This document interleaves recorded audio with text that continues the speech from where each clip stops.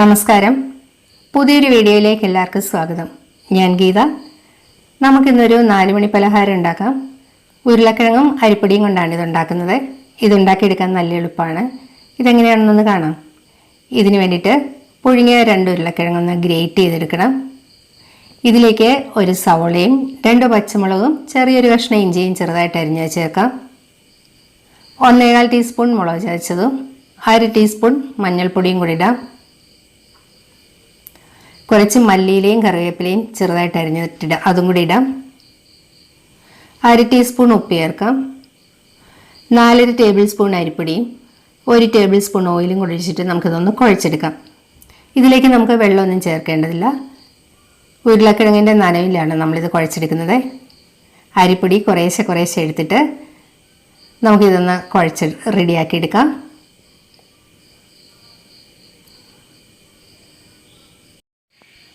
നമുക്കിനി ഇത് ചെറിയ ഉരുളകളാക്കി എടുക്കാം. കയ്യിൽ അല്പം എണ്ണ തേക്കാം. ഇതെടുത്ത് വെക്കുന്ന പ്ലേറ്റിൽ ഇച്ചിരി എണ്ണ വരട്ടാം. എന്നിട്ട് നമുക്ക് ആവശ്യമുള്ള അത്രയും വലുപ്പത്തിൽ ചെറുതായിട്ട് എടുക്കുന്നതാണ് കേട്ടോ നല്ലത്. നന്നായിട്ടൊന്ന് ഉരുട്ടിയിട്ട് ഇത് നല്ലപോലെ ഒന്ന് ഷേപ്പ് ചെയ്തെടുക്കണേ. ഇങ്ങനെ എല്ലാം റെഡിയാക്കി എടുക്കാം. ഇതുപോലെ ഞാനെല്ലാം റെഡിയാക്കി എടുത്തിട്ടുണ്ട്. ഇനി ഇത് ചൂടായ എണ്ണയിലേക്ക് ഇട്ടിട്ട് വറുത്ത് കോരാം. മീഡിയം ഫ്ലെയിമിലിട്ട് വേണം കേട്ടോ ഇത് വറുത്ത് കോരാൻ. എണ്ണയിലേക്ക് ഇട്ടിട്ട് 1 മിനിറ്റ് കഴിയുമ്പോഴേക്കും നമുക്കതൊന്ന് തിരിച്ചും മറിച്ചും ഒക്കെ ഇടണേ. ഈ സമയത്ത് ഇത് പൊട്ടിപ്പോകാതെ ഒന്ന് ശ്രദ്ധിക്കണം കേട്ടോ. അതിനുശേഷം ഒരു 2-2.5 മിനിറ്റ് കഴിയുമ്പോഴേക്കും ഇത് പാകമായി കിട്ടും. ഇതിൻ്റെ പുറമേ ഉള്ള ആ സവോളയൊക്കെ നല്ലപോലെ ഒന്ന് മുരിഞ്ഞു വരും.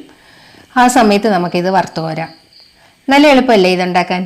വീട്ടിലുള്ള സാധാരണ സാധനങ്ങൾ മാത്രം മതിയാകും. വൈകുന്നേരത്തെ ചായയുടെയൊക്കെ ഒപ്പം നല്ല ടേസ്റ്റാണിത്. കുട്ടികൾക്കും മുതിർന്നവർക്കും എല്ലാം ഒരേപോലെ ഇഷ്ടമാകും.